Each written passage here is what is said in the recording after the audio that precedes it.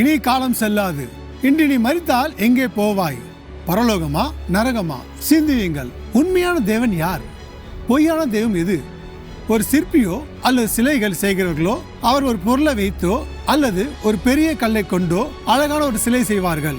அவைகளுக்கு வாயிருந்தும் பேசாது, அவைகளுக்கு கண்கள் இருந்தும் காணாது, காதுகள் இருந்தும் கேளாது, மூக்கு இருந்தும் முகராது, கைகள் இருந்தும் தொடாது, கால்கள் இருந்தும் நடவாது, தங்கள் தொண்டையால் சத்தமிடவும் மாட்டாது, வாயிலே சுவாசமும் இல்லை.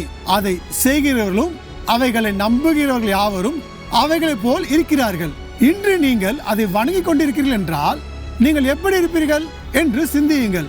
நானும் ஒரு காலத்தில் அப்படித்தான் இருந்தேன்.